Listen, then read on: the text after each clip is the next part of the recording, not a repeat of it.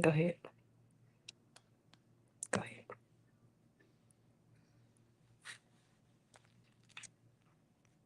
You g- you live. You go ahead. Mhm. It's still doing it. It ain't doing it, huh?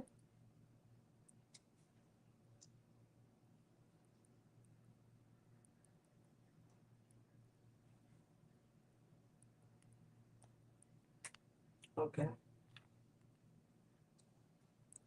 Oh God. Hello, hello. Thank y'all for tuning to another great episode of the Quinta Cheddar Box. And I'm who, your girl, Quinta. And I have an amazing guest today. I have a special guest today. And y'all get ready to hear an amazing testimony, her journey, her transition, and everything. Bright light energy.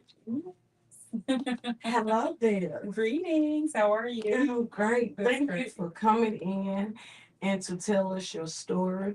But first, I want to ask you, Uh-huh. where did, because I know your government name, Uh-huh. but I didn't know if, which name was I, Bright Light Energy. Where did that come from? So, bright light energy actually came from my spiritual father. So, most won't believe it, but he is 145 years old. And Okay. I journey with him all the time. I just seen him this weekend, going picking him up and stuff like that. But just through meeting him and the way that I met him and in the energy that I met him, because it was after I had like a what I call taking off the old man and putting on the new, stepping Okay. into this new aspect of my life and awakening. Um, that he recognized that energy and he began to call me bright light. Okay. Okay. Now, Okay. now that's interesting. We're going to get more into that later on in the show. But I want to make sure I let everyone know um, how crafted and gifted you are. Thank you. Y'all, she has some of the most beautifulest pillows, and she do shirts. I think you do designs for people businesses and Yes. it. Hey y'all, all my business owners and my friends, if y'all need something, y'all looking at them. Yes. So tell us about the shirt. We're gonna go with the shirt first. Can you hold the shirt up so they can see? Okay.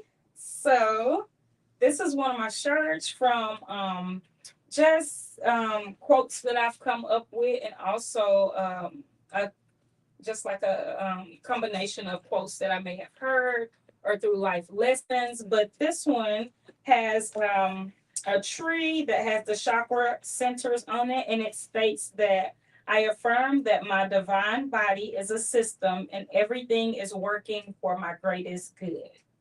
Now that's awesome. Yeah, so it kind of actually ties into um, what your other end of your business is, which is dealing with herbs and healing the body and things like that. So, Mm-hmm. again, it's just talking about the divine body is already created in the womb. So it was already, beautifully made, wonderfully made. And once we go with the flow of the body and not against it, then it will work out for your greatest good, almost in a sense like a vehicle. We are vessels. So as long as you put the gas where the gas go and the oil where the oil goes, then that system will continue to run in its best self. Okay. Mhm. And your pillows. Y'all look at this. Now, this pillow right here for my Leos. Honey, Leo season is here. I just noticed what's on here and honey, I see so many Leos. So y'all get into these pillows. Yeah, so these pillows are made different front and back. This is actually one of my newer pillows that I've just began to put the pictures on, but it also has some details where I've put, just little added sheen, I guess I don't know what to call it. Each pillow comes with a zipper so that you can adjust the fluff or cleanse it or wipe it. And also it's different in the back. So it gives you an opportunity to, put it on the front of the back or the back if you would like to. This pillow is one of my designs that I do more frequent. And I love to play with the different sides of the pillow, and it has a middle. This pillow also comes with a zipper, and also the back is different. And I love working with African fabrics and just uniquely made. Also, it's like a healing pillow. Okay. Just has a great feel, and I also create all of my products in the most high energy. So just Yeah, really the want most high energy. We're gonna get into the most high energy as well. So before we even tap into all of that, tell us about the prices of the building. So the prices of the pillows are 35 a pillow, unless you want them custom made, and then they go up a little bit depending on if you want maybe like I'm starting to get custom orders where people want pictures of their loved ones. They want maybe fabric that goes along with their bedroom or their office or their living room. They may want authentic leather. So from there it just goes up just a little bit, but I love what it is that I do. I love creating, and like you said, I really do have blessed hands. So yeah. Definitely. So how if they want to order shirts, pillows, or any of your other things that you said, how can they get in contact with Bright Light Energy on Facebook. I just do message, and on my TikTok, it is the Love and Unity Shop, and it will have the Sankofa heart as the symbol, and my phone number. I don't mind giving out my phone number is 501-260-3205. you? So for Okay. any custom orders, shoot me a text, inbox me, message me. Y'all heard it? Shoot her a text, inbox her on Bright Light Energy, or y'all heard her Instagram, My TikTok and is the Love and Unity Shop. the Love and Unity Shop. Now that's how y'all can get in contact with her. And you also will be able to, of course, I know to find more info about your journey, but we're gonna get into that as well. But I know for the ones that missed this or want to get more depth into it, y'all know how to get in contact. Thank you. So first, let's go by your government first, which is Okay. Shakam. Yes. Tell us who is Shakam first. Shakana is, I would also say, in between worlds, because there's a spiritual aspect of her, and then there's this earthly side of her. So I really try not to label it, because I just live in the moment, or the expression of that, more so that spiritual aspect of myself. So it's kind of hard to kind of put it in, you know what I'm saying, that box and say she is this, because she also shapeshifts Right. according to who's, in front of her, or what journey she's on at the moment. But she's a free spirit. She's a loving individual. She is a beautiful bright light, a loving light. She is a giver, a sharer. I love children. I'm a mother of a 7-year-old, and so mm, I wouldn't say that's really who she is, but those are some different, kind of. So let me ask you this: Mhm. Is Shakama and Bright Light Energy, are they totally different? Are they just the same? I would say they're one and the same, because I mean, you can't. I feel for myself, you can't really separate the two, but like I said, according to where I am in my space, or on my journey, you may get a more, you know, um, you may get a different hat in a sense, Right. So, but it's always going to be that spiritual aspect to her, no matter where I show up, that is my most authentic space that I live in, is the spiritual space of, I think we'll get into that too, but it was a point in my life that I transitioned more so into that bright light energy coming from Shakana. And so, Right. yeah. Because I know the Shakana that I remember. Mhm. It's the Shakana that wore the makeup and the weave hair. I knew the worldly Yep. Shakana. Mm-hmm. The world. Now this new Bright Light Energy, I love her too. Now I love Bright Light because um the transition and the journey that you on, Mm-hmm. the health journey, Mm-hmm. I don't know if you holistic or what, but you do a lot of holistic thinking. I Mm-hmm. know. And the things that you do is in the holistic world as well. So let's talk about your journey. How did you to bright light? Bright light energy. So I am the youngest of five children, and growing up, had this life where I always knew I was different. I always knew I was set apart, kind of like what they would call the black sheep. But I never really could understand why I was different from my older siblings. I have an older brother, then I have a sister, and then I have another brother, and then another sister, and then it's me. And so everybody, of course, had their own individual personalities in life that they live. But I was mainly the one that was playing with the animals and, playing in the dirt. I was more, with nature and tomboy, things like that, love children.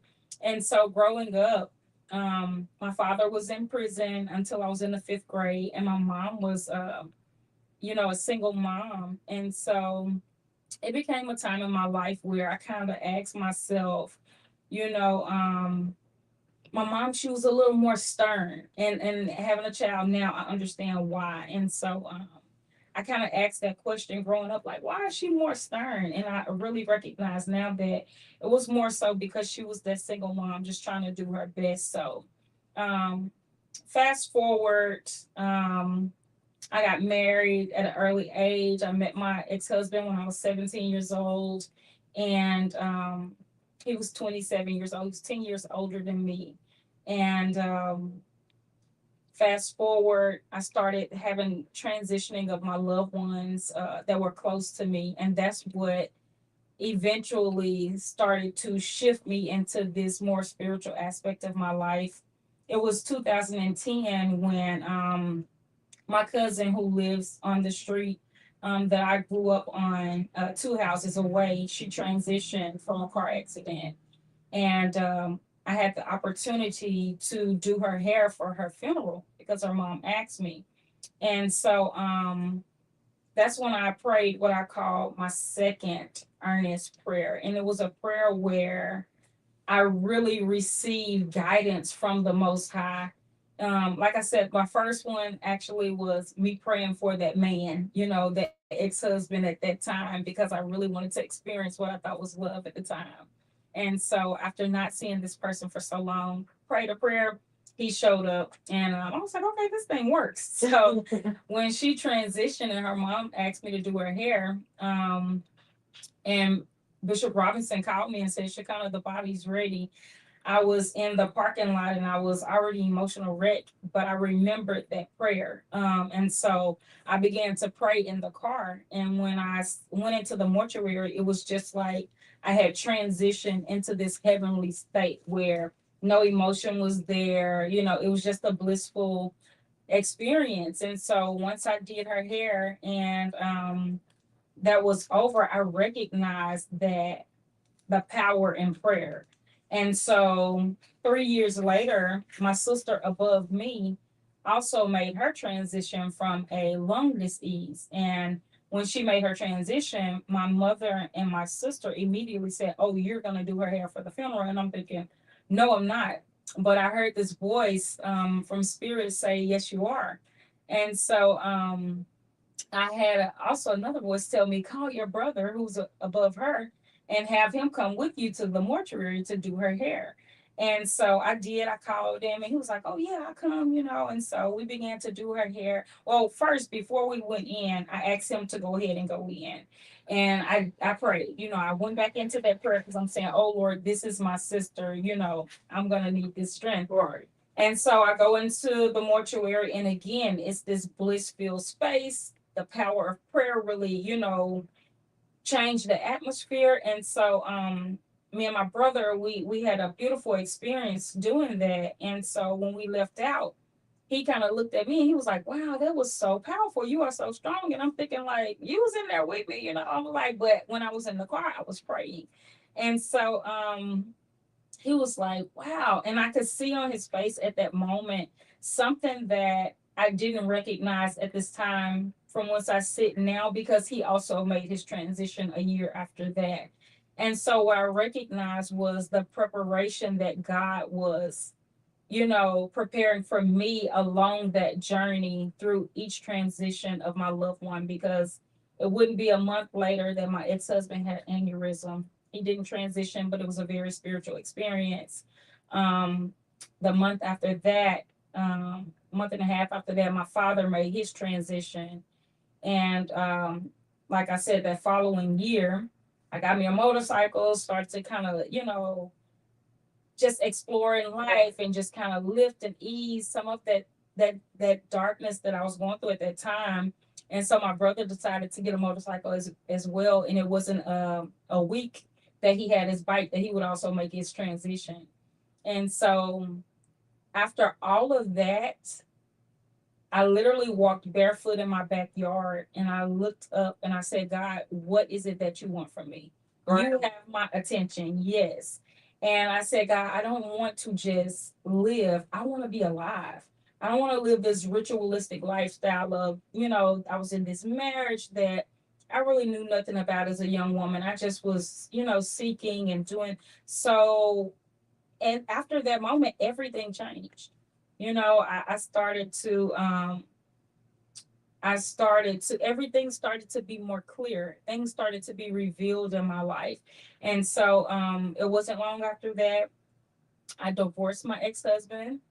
And that was an experience, and I also feel like it was more of a transition rather than just this mean, hateful, separation. It was more of I'm elevating out of this space and we're no longer the same. And so it's time to depart, And so after that, I stopped eating meat. I started to learn about Dr. Sebi, about food gene consistency, who we are as a people. Well, let me ask you this. Mhm. When you start the transition of grounding, you should be grounded. A lot of people don't believe in grounding. It's when you walk barefoot, explain when you walk barefoot on the ground and you just allow nature and the earth to speak to you. Right. A lot of people don't believe in grounding. They don't believe in going and hug the tree or touch the tree and allow the tree and the atmosphere to give you the energy. They don't believe in it. But a living witness here showing and telling you how it helped her and to help you get into your sleep. Oh, yes. And I actually did begin to get deeper into meditation and, like you said, grounding. And just like you said, one thing that I recognized about that that came to me at that time in my life, especially after the transitioning of my loved ones. God spoke to me and said, when I say that I knew you before you were in your mother's womb, I'm talking about the spiritual aspect of who you are before the flesh is even seen on the son of ground. So there's a moment in which a woman is pregnant that there's no body. You start to say, oh, I see, you can see a little something, but nothing. Right. It's spirit that is starting to put on their body. That's why you're like, oh, there's the this and there's the arm and there's the heartbeat. And so that very spirit is what lives in nature, what lives in the trees. The trees are alive. If you break a branch, that greenery is going to turn brown because now it's the branch is dead.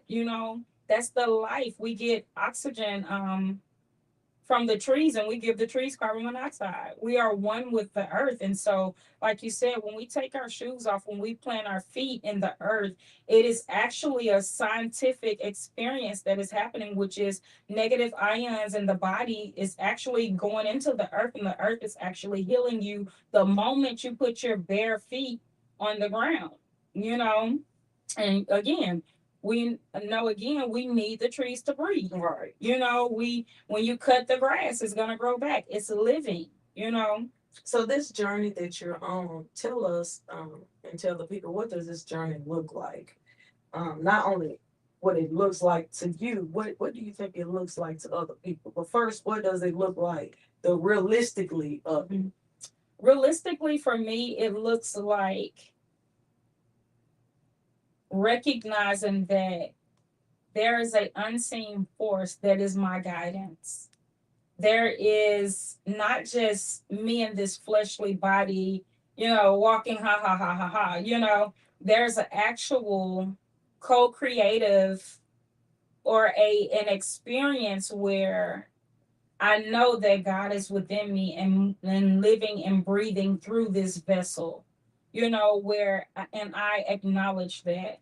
And so before my eyes open and my feet hit the floor, I'm already asking the Holy Spirit to go before me in this day, because it's not me that knows of the day, but I know that it's a energy that's far greater, that myself that I'm connected with, that knows, and that's what you would sometimes call that gut feeling, or I should have followed my first mind.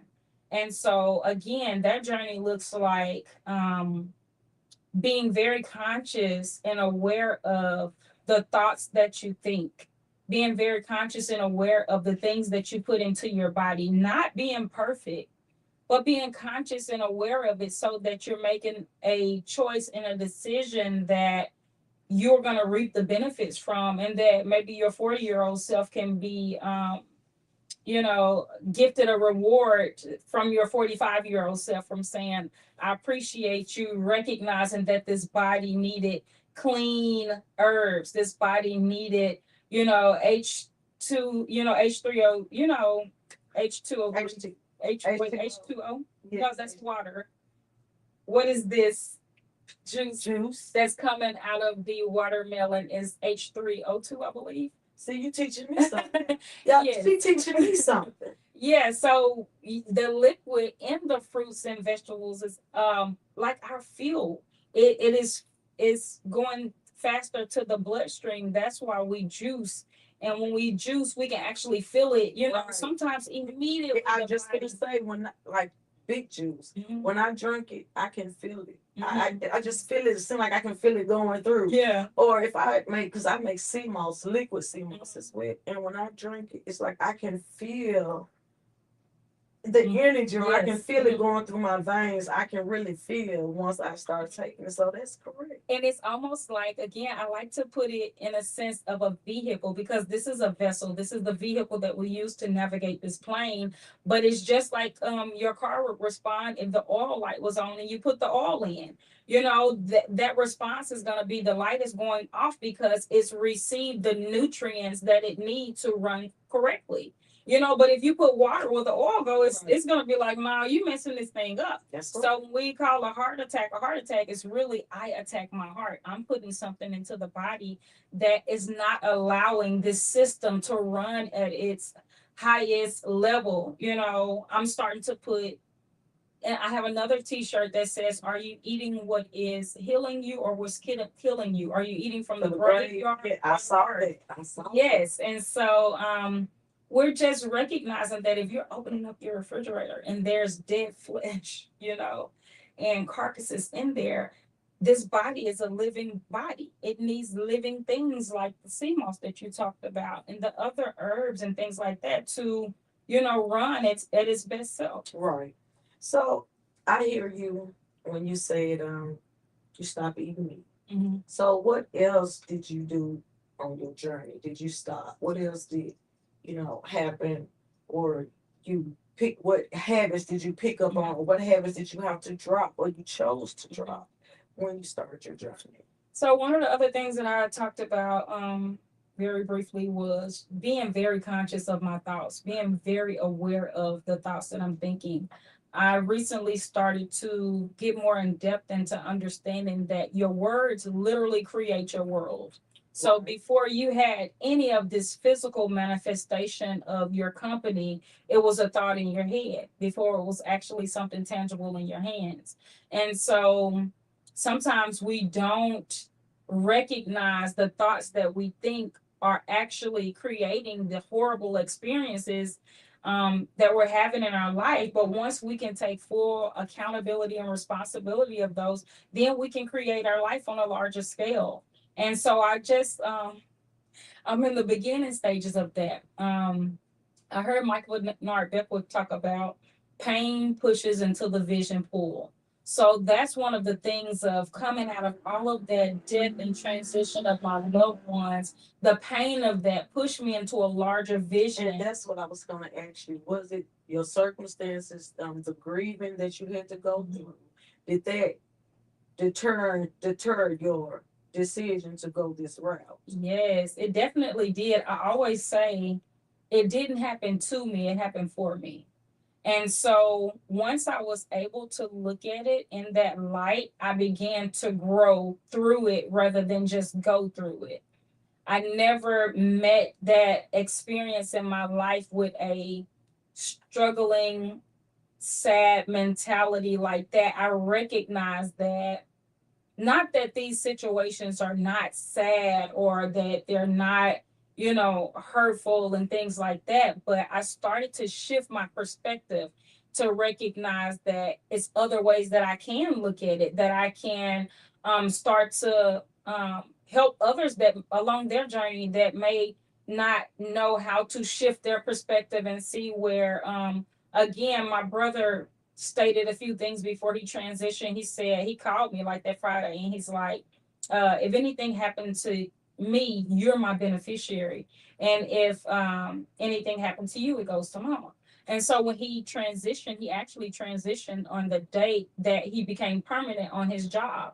And so there was no payout because he wasn't on his job 24 hours, is what I was told.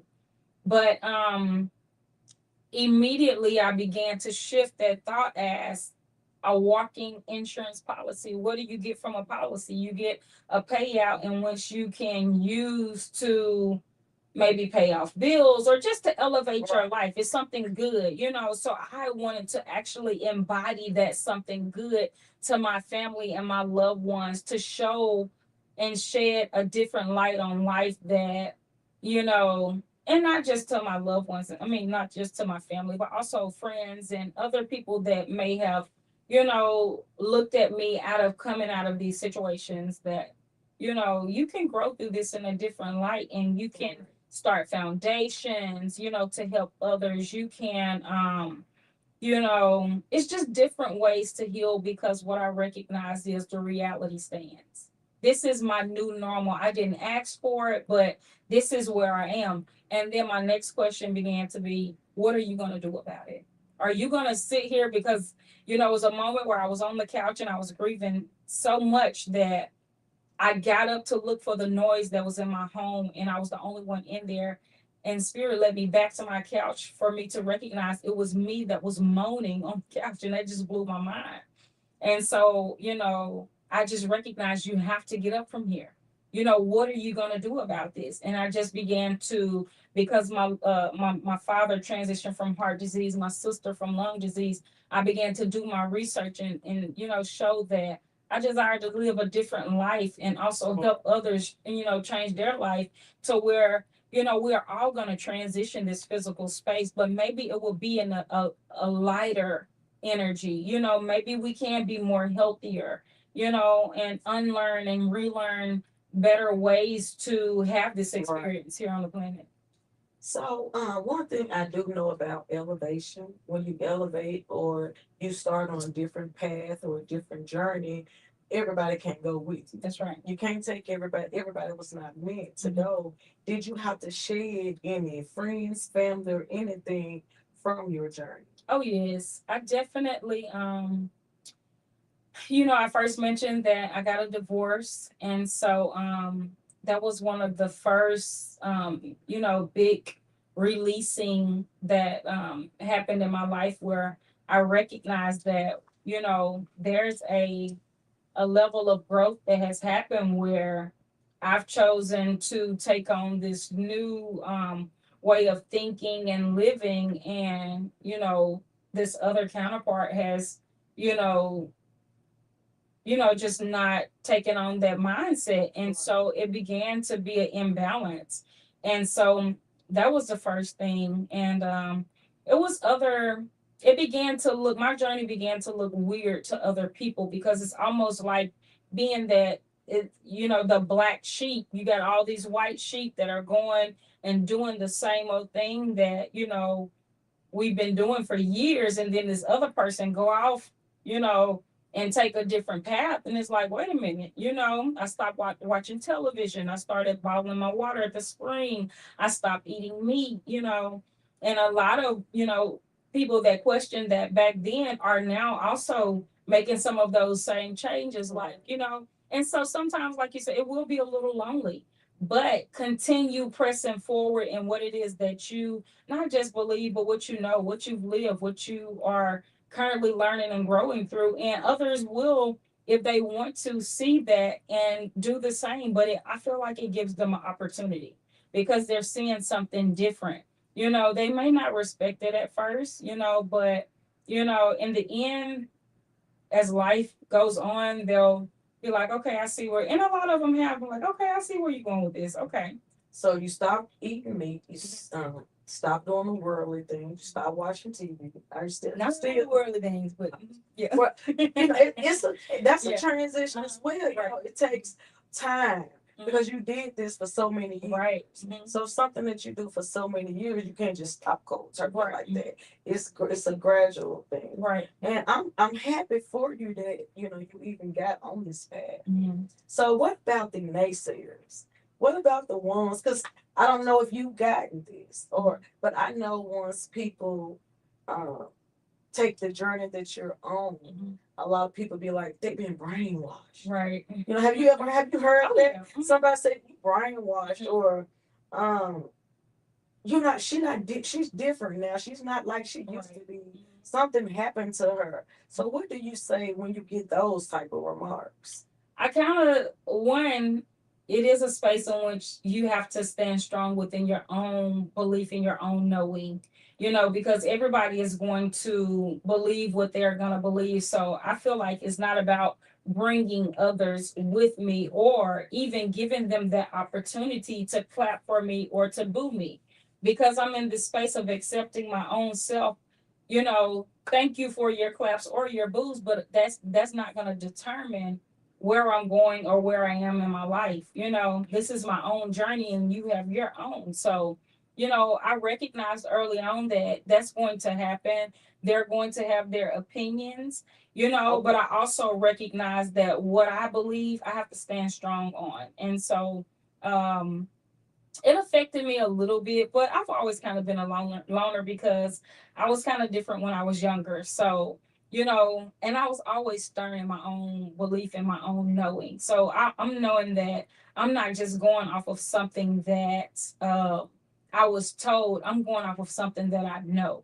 I've experienced this. So just because you haven't experienced it doesn't mean that, it's not my truth. And so I had to stand strong in that. But I did get a lot of people, and I love one of the quotes that Lauren Hill said. She said that, the world is changing every day. Anything that's not changing and growing is dead. It's dead. Like we talked about the grass. You cut the grass, it's gonna grow. That's right. You cut your hair, it's going to grow. There's going to be change. Our bodies are not the same. We're not the same baby. There's going to be growth. So for the people that are staying the same in the same mentality when the world around us is changing, that's just that's their box, and they can choose to stay in their box, because I will kind of, I've learned to trust the spirit within me and also recognize the spirit in others, and so I try more so not to judge people rather than understand the situation at hand. Where do I stand in this situation? What is my gift to share in this moment? If any, and so from there, it keeps you really light because you're not in this judgmental energy of, oh, you are trying to prove something. It's just like you're more free flowing and just like accepting your own self. And that becomes the beauty of your own life. So let me ask you this. You said your daughter is 8? You have 8? She's 7. I'm a 7-year-old daughter. So having a child and being on a journey that you're on, do you teach your daughter the same lifestyle that you live now, or do you teach her the lifestyle that you had or the way you lived before you transitioned on this journey? Some of it is, I've recognized that it is hard to separate because when you've been knowing some things for so long, you'll sometimes unintentionally start to mother like your mother. But also, too, you'll recognize what you don't want and what you do want, and you'll shift that up along the way. Um, One thing I did do that I really loved is I was very intentional before I got pregnant with her. I always stated in my mind which type of child I wanted to have. And I heard a sermon from Minister Louis Farrakhan stating how to birth a God. And he said is before you even plant that seed, you know what seed it is that you hold in your hand that you're planting. So, before you even birth that seed, you know the mentality of where you are in this life and what it is this tree is going to produce. And so I began to clean that up before I even had a child, even though I didn't have a child with, it is what it is. But I was on that natural journey and I was in that spiritual space in life. So I birthed her natural at my mom's home in her bedroom.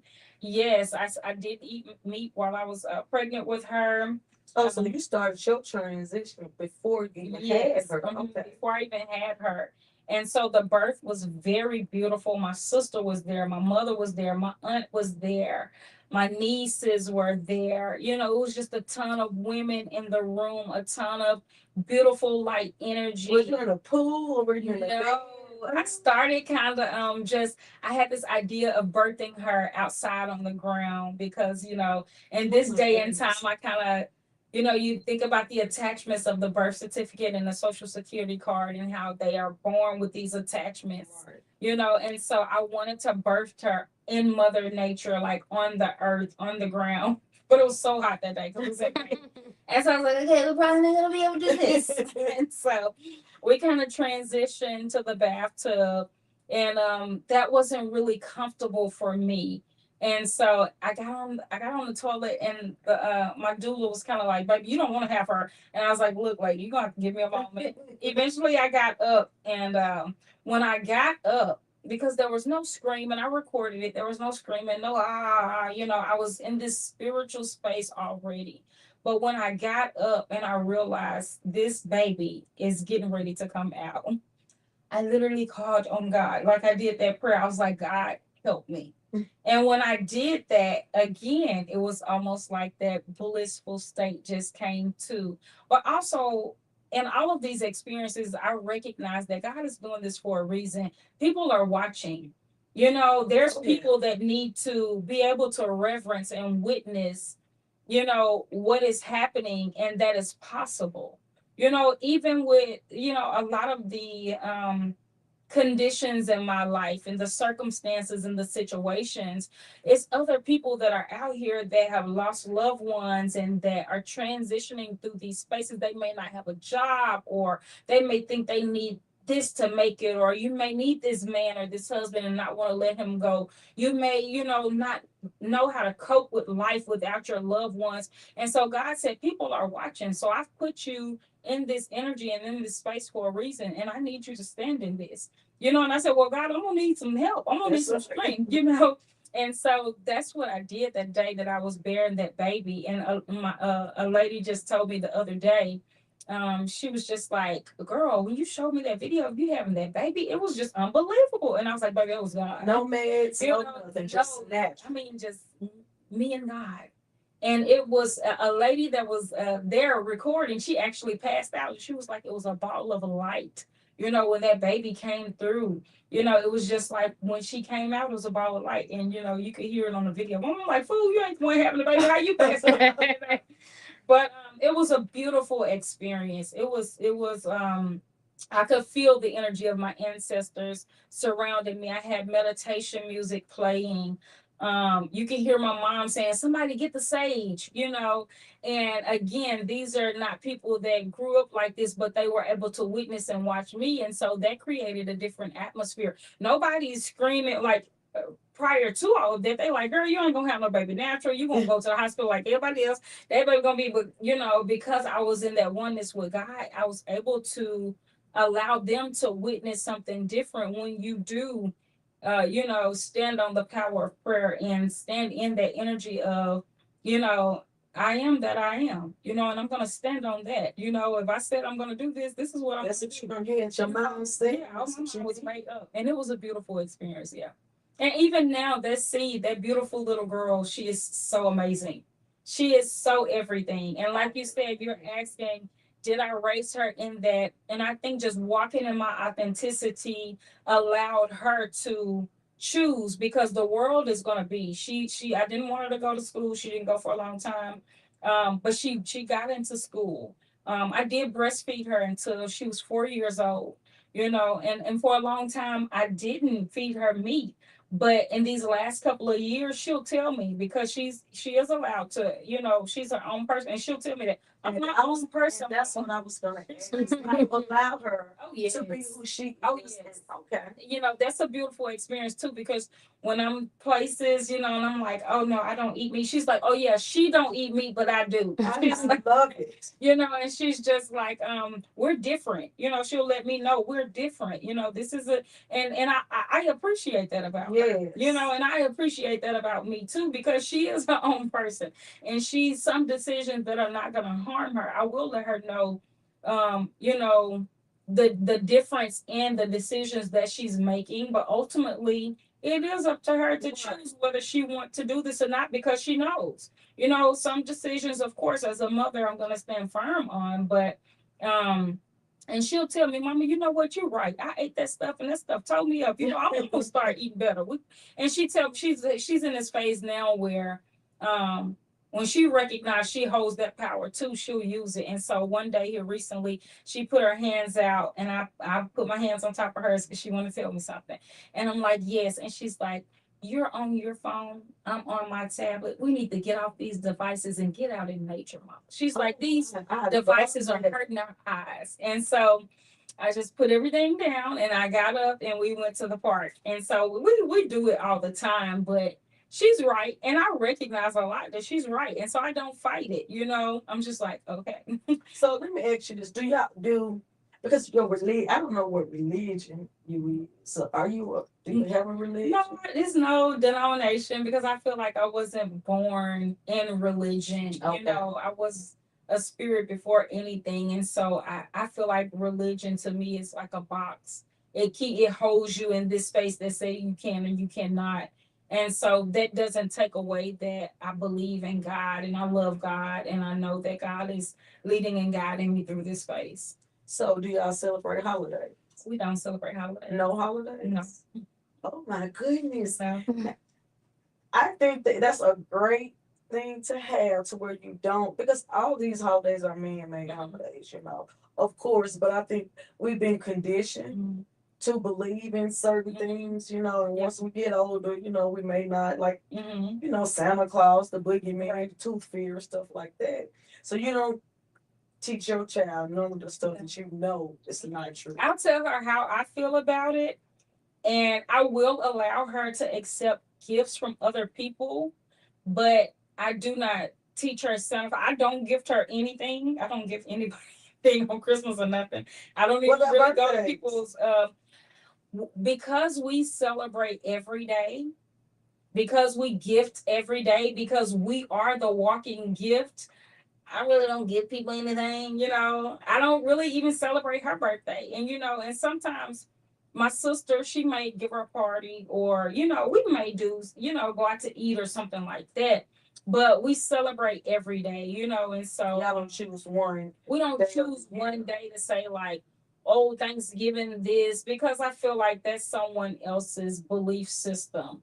And we're coming out of a lot of that. And so she understands it for herself too. I remember a couple of years ago, she may have been 4, and we were laying in the bed, and I'm thinking, ugh, she has a cousin that's 2 months older than her. I'm thinking she's gonna see her opening up all these presents, and she's gonna be, like, Mommy, where's my stuff? So I'm thinking, I looked at her and I was like, you're not getting anything for, and she was like, oh no, you bought me enough stuff. She said, I'm grateful for what I already have. I don't want any presents for Christmas. I just want to be around my family. That's her biggest thing. She's a Taurus, and so she loves family. Okay, I'm glad you brought that up about family. So your daughter, she loves to be around family. Do you have a big support system in your family with what you're doing? I would not say I have a big support system. I've chosen to separate myself to have this secluded journey to kind of understand life for myself, Right. because there's been a lot of differences when it comes to, you know, what it is that I'm walking in or believe in. And so there's not a big support system, I would say, but I try not to separate her from, family. I try to allow her, but also too, we kind of do our own thing, because it is a difference there, and I feel like also too, there's boundaries that we have, and so in order to hold those boundaries in place, especially when others don't respect your boundaries, it's like it's better that we stay in our own space. So when you say boundaries, Mhm. of course we want to tap into look depth on it. What do you mean, like your boundaries? What are your Boundaries like maybe I may not want her to, when she was younger and I didn't want her to eat meat and things like that, it was other people that would sometimes give her meat, and things like that, or introduce her. For a long time I didn't give her snacks, and it was other people around her that introduced her to snacks, and it may have been a certain type of way I wanted to talk, or not curse around her, or things like that. And this wasn't just something that was just stern like that, but because this is what I believed in and this is what I wanted. Just like when I birthed her for the first time, I didn't want a lot of visitors. I wanted to share that space with her. I didn't want to watch television. I didn't want to, these were just things that I didn't want to impose on her, in her first becoming days and things like that. So um my aunts came down and they were like, we want to see that baby, and so I did give in to some things like that. I was like, okay, some things is gonna you're gonna have to, like, it's gonna be okay, and so I allowed them to see her and stuff like that, and it was a beautiful experience. So but there is boundaries in place where I just choose to journey our own journey and do our own thing. So what obstacles have you had to face being on your journey? Oh, there's been a lot of obstacles. There's been a lot of challenges. There has been, because I didn't want to work early on, I wanted to have that relationship with my child. And also because I wasn't really raised in, um, not that, my mother didn't work and things like that, but I feel a lot of the teachings and the way that we were brought up didn't really enforce, the entrepreneur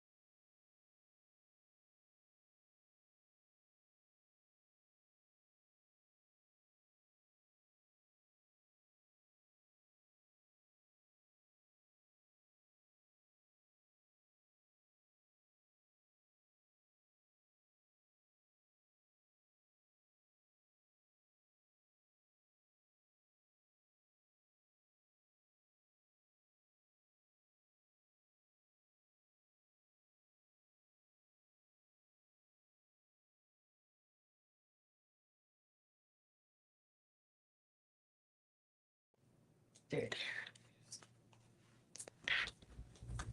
Y'all, we had some technical difficulties. Hey, y'all know when you on a chatterbox, it seems like every week something happened.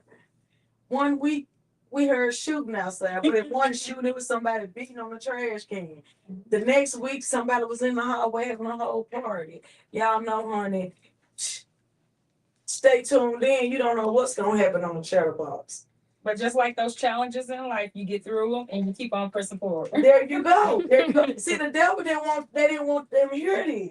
Now, do you even remember where you was? Yes, you had just asked me about the difficulties and the challenges of, you know, just stepping into this new aspect of my life. Right. And I was beginning to talk about, just because I had been in that marriage for almost 9 years and been in that relationship for, I would say maybe 13 years, getting into a space where I had my daughter when I was 33, and I divorced when I was 30.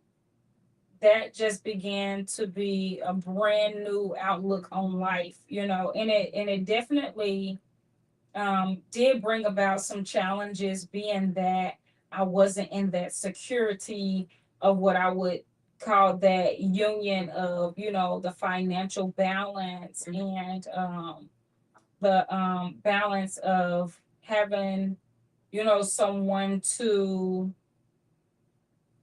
mentally, balance challenges with, so being that I'm single now, and I've been journeying this thing. I did take on another marriage. It was only like for 7 months, but So you did remarry? Yes, Okay. I did remarry. It was not a legal marriage, but excuse me, it was something that I agreed to in a mosque. So and it was to another older man. But it just began. Yeah, it's definitely been some challenges. It has tested a lot of you know I wouldn't say my beliefs, but it has tested my, not even my faith. I would say, if you call it religiously, I would say faith. But what I've recognized through all of the challenges is tomorrow's gonna come. Right. And I've always taken on that reality of what is it that you're going to do about it, and so yeah, I don't even know where we are in the question, but it's been some challenges and obstacles. It's been some obstacles, and I don't think at any point in life we as individuals on this plane are ever going to escape that. As long as, no matter the amount of money you have, no matter the amount of support you have, no matter the amount of wisdom you have, you're going to have challenges in your life. I think ultimately it is, how are you going to grow through these experiences? How are you going to respond to the current situation or condition in your life? And I've chosen, no matter what, I'm learning every day, learning and growing through understanding how to respond in a way that I desire to see this thing rather than what it is that I'm in at the moment. So let me ask you this. Do you think if you would have never gone through the loss of loved ones, do you think you would have been on this journey now? Definitely not. No, I don't believe so. And that's why I always say it didn't happen to me, it happened for me. It happened in a way in which it was because of the transitioning of my loved ones that I shifted my perspective on life and began to see life in a whole nother light. Okay. Because there, you had, when I say that, you are so interesting, because now I want to get into the moss thing. The moss thing. So explain that to us. Like, what does that look like? Because listening to that, I don't know if other people think, because I know how my mind would think if I did. I would think that's the cult I'm talking about right there. Because I know that's what people would think when you say, your spiritual husband of 7 months You did say Yeah. spiritual. Okay, the spiritual husband 7 months. Then you was in a mosque. Okay, they said there it is right there. So tell us about that. Well, it wasn't just, my spiritual husband of 7 months in a mosque. It was just along this journey, I began to be more enlightened, but really even tapping into a deeper space of spirituality. Like I said, after speaking that barefoot in the ground in my backyard and asking God, what is it that you want from me? And things just began to, like, I feel the veil was lifted. One of the first things that happened was I met a young man, and I'll never forget, he had this cloth in his home. And I was like, what is this? And he was like, oh, it's something that Muslims kneel and pray on. It's not a carpet. I know. But he exactly was, what you're yeah, I talking about. forgot what it's even called. But he was explaining to me what it was, and he was just telling me, that he was a Muslim. And in that moment, because of that spiritual relationship that I had with that individual, it opened me up to spirituality and to want to learn learn about different religions and learn, you know, what is it that they're talking about with God and Jesus and Buddha and Muhammad and Allah and all of this. So I kind of went on that journey with different religions, Israelites, and all of this, not actually joining these religions, but going through a phase of understanding God through each individual religion. And so just so happened that the older man that I married was a Muslim, and the mosque is actually like a church.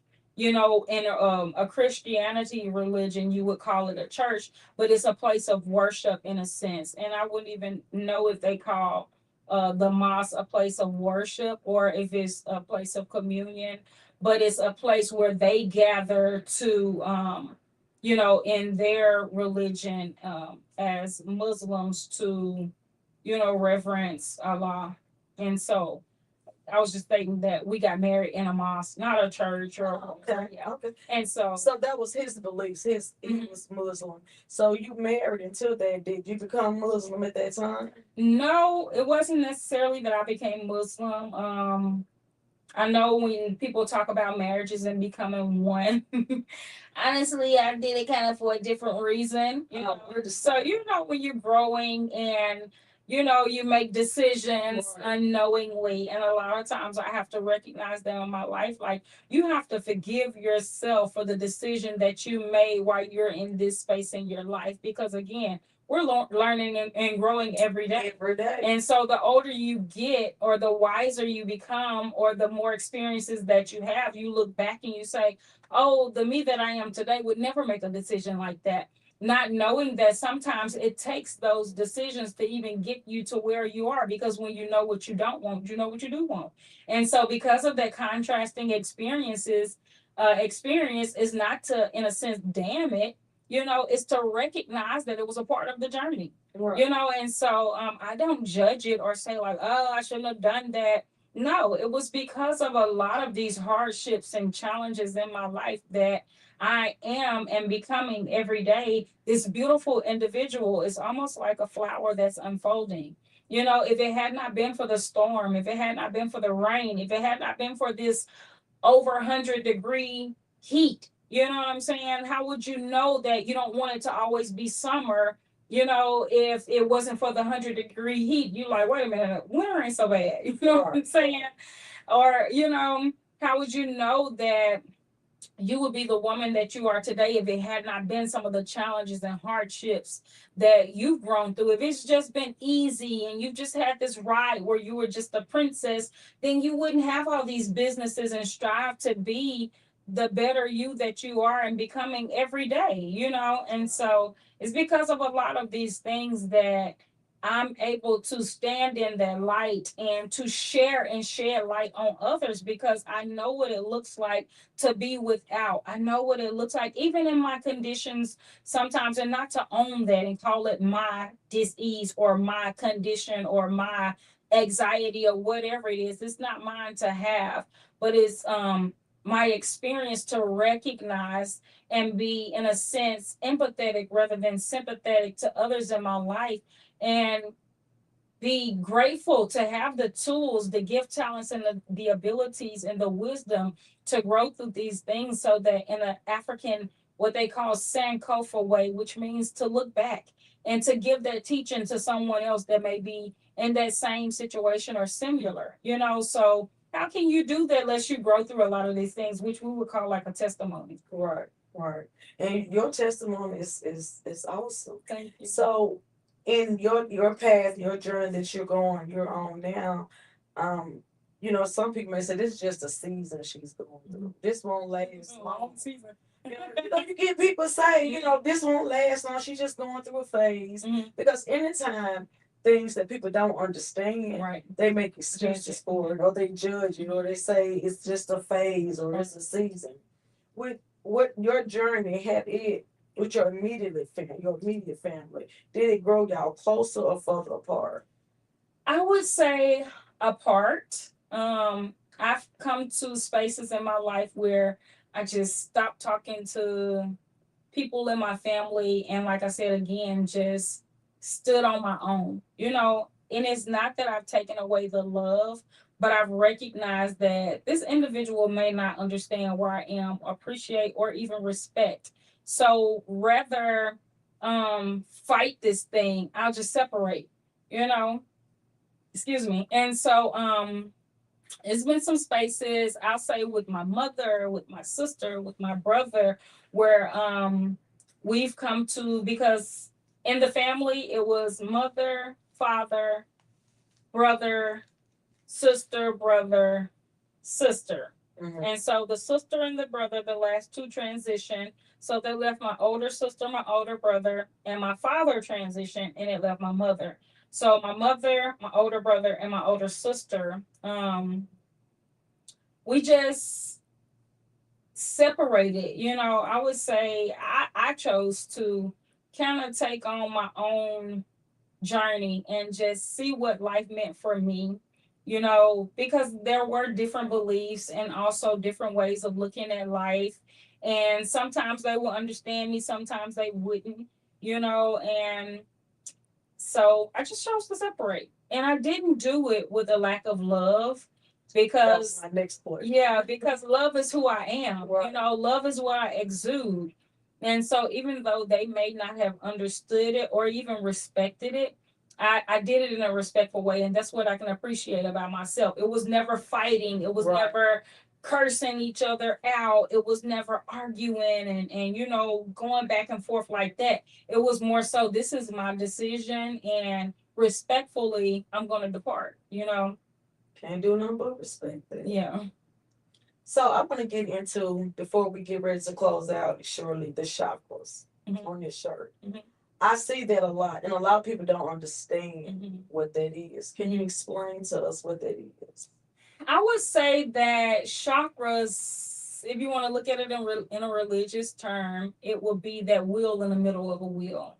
So being this energetic field in this spiritual vessel, it would be this crown chakra, or this crown energetic field, that in a sense has to, even as I hold my hands here now, is very powerful. I can feel the energy emitting from my hands as I talk about it in this energy. But yes, it's certain crystals and foods and herbs that's going to get this wheel or this energy center back in alignment.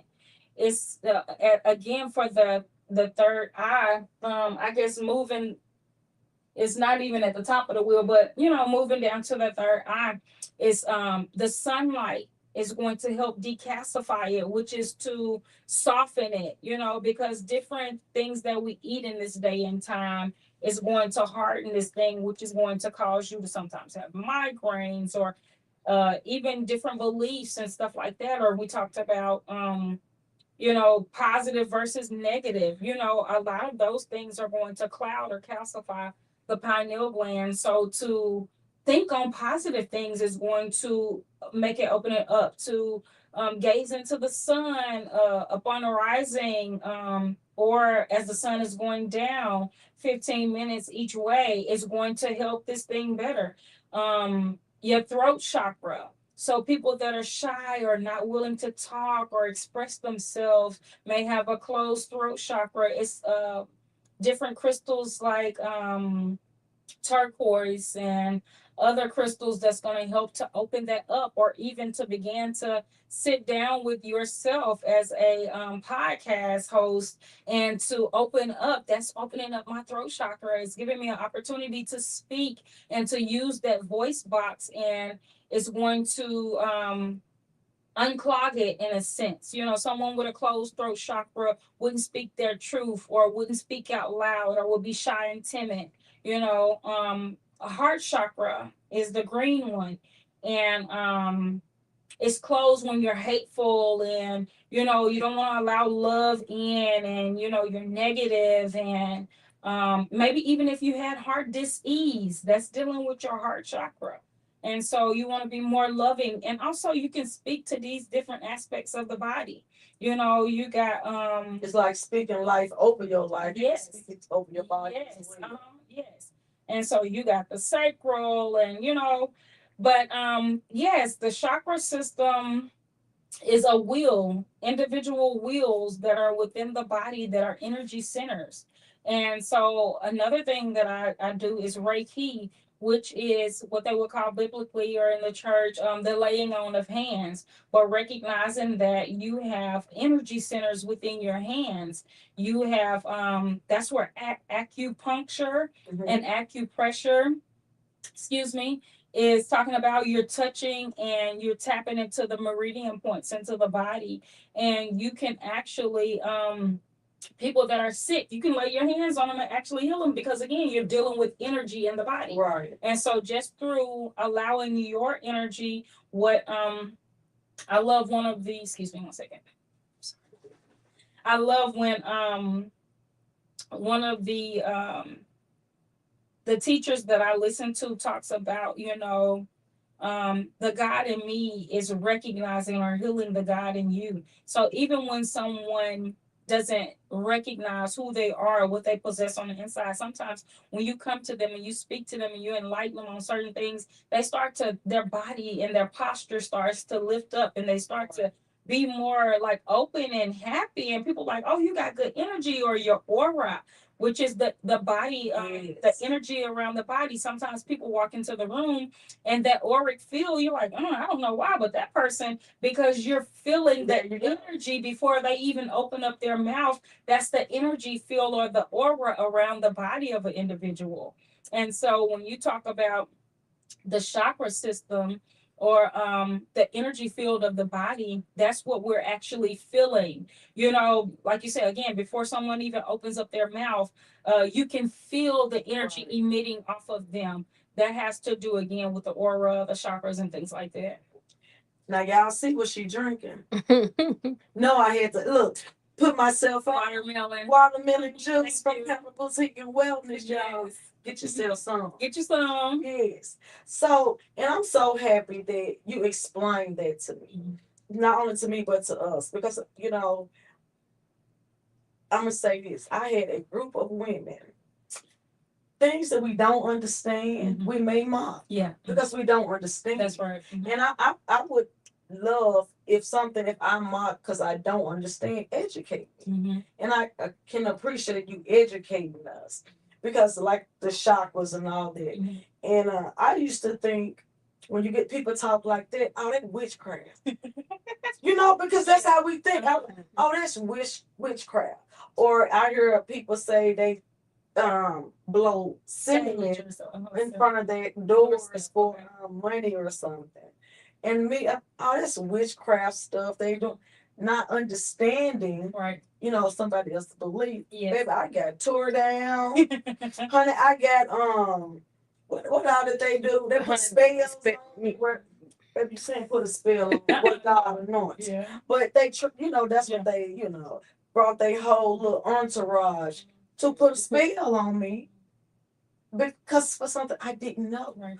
Instead of educating me, they tried to And crucify see, me and hang me on the cross. even when it comes to spells and witchcraft and things like this, you're dealing with a belief system. Like you said, the only reason their spell didn't work is because your mind was stronger than their belief. So if you would have believed, oh Lord, they put this spell on me, that's where all of that fear would have came in, and it would have actually activated into the body, because it could have, just as well as we can speak ourselves into happiness, someone can speak hell over you if you believe it and if you allow it. And so even when you're dealing with these different tools and things like cinnamon and things like crystals, because of the energy and the belief within you that it's going to work, it's going to work just as well as those prayers did.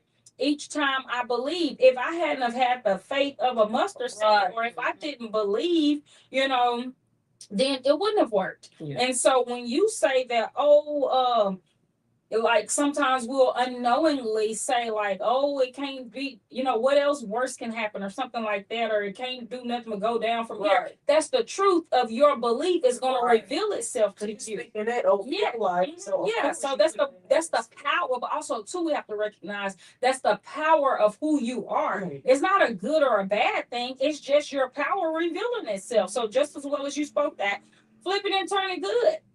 So those are the things that I've been saying about my life and my journey. One person may use their perspective to see it as something negative, but because I sit in the light and see it as something positive, then I'm not burdened by it. And so going back to something I wanted to kind of touch bases on, with it kind of slipped my mind, but anyway, but yeah, just using positive affirmations and affirming, and not allowing people to speak negatively over you, and covering your own self, and speaking light and love and positivity on your own self, but also recognizing that when we do walk outside of our doors, that we're exuding and emitting that frequency, because we don't know how far that light is going to span, and so it's just walking in that. I am love. I am light. I am positive. No matter what somebody else may see me as, like you said, what did this person think about your journey? What did that person think or believe? That's their choice and the decision to believe, think, and, know what it is that they want to, but it's what it is that I'm walking in. So because I see myself as love, light, healing, or whatever, because I forgive myself, because it's not that I'm not, we all are perfect, but we're not walking in that perfection. That's right. But because sometimes I miss the mark, which is what sin is when you look it up. Sin is simply missing the mark. Sin is simply missing the mark. So when someone says you have sinned, you have fallen short of God's grace or glory, then you've just missed the mark. And what they say, what you fail to realize is all you have to do is realign. Just like Peter walking on the water, all you have to do is face your eyes back toward your target, realign, and you will be headed in that direction. And that's what corrects sin. You're realigning. It's not all of this, you're going to hell. Hell is a state of the mind. Because you believe these things, then you're going to burn. But how are you going to burn in the eternal hell when your flesh stays on the planet and your spirit is what ascends? That's right. So it's a lot of things that I had to, it just came back to my mind what I wanted to talk about. We are living in the age of Aquarius. And so, like you said, coming into a lot of the things that people are doing today, we have to recognize that you have social media now, you have the internet, you have YouTube, you have nothing that separates you from the doctors, lawyers, nurses, and anybody else in this world to elevate your mind to where you desire for it to be. This is the information age, the age of Aquarius. So you're going to have people that are using crystals. You're going to have people that are hugging trees. You're going to have people that are doing all of these different things because they've been introduced to all of these different belief systems and knowings and things like that. The things that doctors know, now we know it. That's why you have so many people that have boutiques and things like that where you didn't have back in the day. because you broaden your horizon when it comes to your thinking. That's right. Didn't I tell y'all she was gonna educate us today? Because she has definitely did that. So before we even close out, is there anything else that we should know about Bright Light? Um, I wouldn't really say it's anything else to know about me. I would just say that sometimes I get on the internet and I'm like, oh, I'm going to post every day and I'm going to share because I'm always like, I meet people and I share one on one a lot, and people are like, oh, that was life changing. That was so enlightening. Oh, I feel different. And they're like, girl, how can we find you? And I'm like, at home in the bed, or just like, And I was gonna tell you, this your message. You need to get this out more, because I know it's a lot of people. Because a lot of people is transitioning and getting on the same path. A lot of people are trying to do natural healing now. A lot of people want to go down the path that you're going down, but there something is a fall. That something is holding them back, and they may need that encouragement. Yeah. And I'm sorry. Yeah, they may need that encouragement from you because they don't know. They the feeling that they get, they don't understand. Right. And you can be that bright light for them. Right. Yeah, I appreciate that. I appreciate that. That's encouraging to me. And I recognize that I do have a lot within me to share. But as I stated, I'm not walking in that perfection, but I'm striving every day. And so it's sometimes even those beliefs fall on me from childhood traumas, from my mother telling me, oh, you're not going to ever be anything, or you're not going to amount to anything. And so sometimes we don't recognize how deep rooted some of those things attach to us. And that's what we're talking about in this day and time, breaking chains and generational curses and things like that. We're not recognizing that the words that come up out of our mouth are so powerful. It goes back to how I raised my daughter and not wanting her to be in certain settings and wanting her to be in an environment that was conducive for her learning and growing, because I didn't want her to have to heal from some of the things that I'm having to heal from today. And so a lot of those things I have allowed to keep me stuck and stagnant. But also, too, this is the action of me getting up and doing something about it, sitting on your platform that you are offering to us, that I am grateful to be on. Thank you for being and to here. Be inspired by, all of the beautiful things that you do with your boutique and your health and wellness and your yoni steaming. And, you have so many different things. And oftentimes I think like, wow, I wish I had, somebody to teach me, because we all have it in us. Right. Like you said, we just don't sometimes have those avenues or the inspiration in front of us to say you can do it too. And so that's why I appreciate so much being able to sit down with you today, and witness and be able to walk into your beautiful studio and see with my own eyes, some of the things that you're doing, because you're right, it lets us know that it's possible. It is possible. And so that's truly one of my desires, to step out and to speak more and to enlighten others. I love talking. Because I was going to ask you, have you ever thought about being a speaker? Oh, yes. Because when I tell you, I can sit, and I know we only got a short amount of time, but I can sit and just listen to you because you talk so with poise, elegant, and then I can understand. And honey, when I say you educating us, because just this little short time, I learned a lot, and I didn't know. So I could imagine if you had a platform, or if you got up and speak on a regular basis, what people would learn. Right. And you put me on the spot, but no, that's one of the things that I have said I was going to do. I've made the YouTube channels, I have the 20 some odd shirts with different